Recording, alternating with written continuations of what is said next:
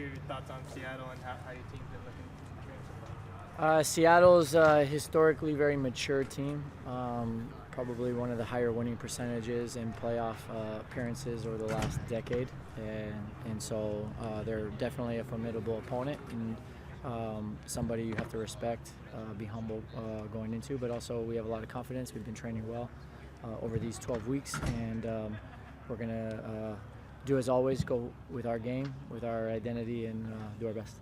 And what's the challenges of facing like another possession-based team like them? You guys really want to hold that possession, but they're also one of the top teams in that.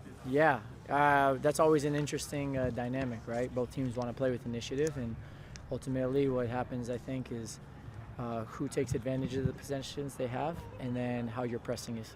So even though possession will be important here, our pressing will be really important to see if we can limit their possession. When you're facing a club that is one of the gold standards of the league, can this be almost a litmus test for you guys to see just how far you have come? Every week at the first division, in the first division, is a litmus test. To be honest, this is a league that has so much parity. At the end of the day, you play LAFC last week. They've been champions. We've played Columbus. They've been recently champions. We played LA Galaxy. They've been recently champions. So it's like every time you turn your head, there's another litmus test in front of you, and that's exactly what we want. Like, this is what we get up for in the morning, is to play these big games.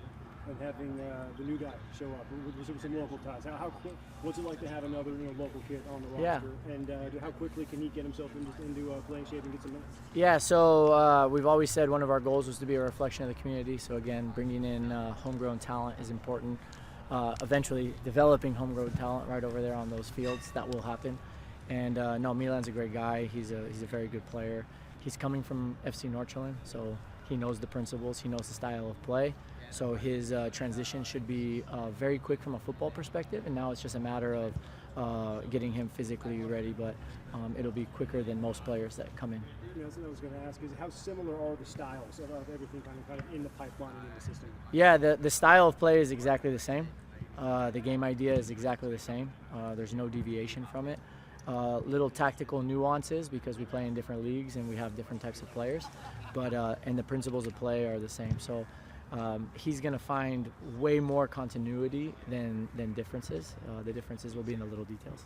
From a coach's perspective, how nice is it if you do have someone go down to injury, that you have a pipeline, you can pull somebody who's capable in almost immediately? It's massive. Because I think I said in the preseason that we're starting something from scratch at one level, but we're not at another, because we joined the Right to Dream family, and when you join the Right to Dream family, it means that you already have an academy in Ghana, in Egypt, in Denmark, now in San Diego, and you have a club, sister brother club in Denmark.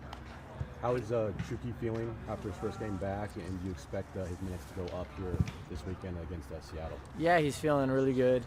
It was good for him to get back on the field, and he's just eager to have a good performance, help the team win, and show everybody that we're a top team.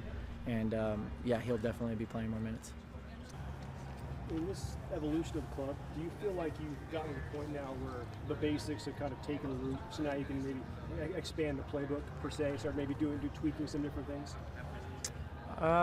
Yeah, I think so. At the end of the day, though, habits are die hard, and habits are really hard to fully ingrain. So we've been starting to layer in more and more detail each week, but we have not taken our eye off of the basics, because the basics are what got us to the starting point in such a quick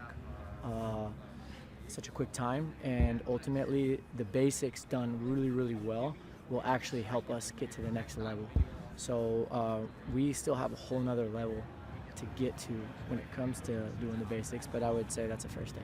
And then from a coach's perspective, this is a very philosophical question, but how do you know when a club is ready to start getting more nuance with some things and make sure that they're not maybe falling behind for where they can do, but also not drinking from a fire hose with too much information?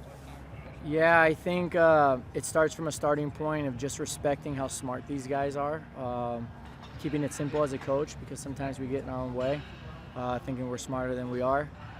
Ultimately, if you do the basics really well and you keep things simple for them, they're also smart enough to start filling in the blanks.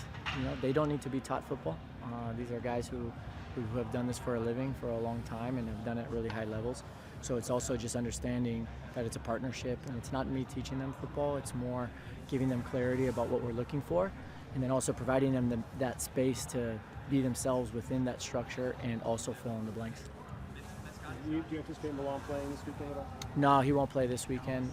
We'll get him through a full week of training, and then he'll start competing for playing time. Tremendous. Yeah.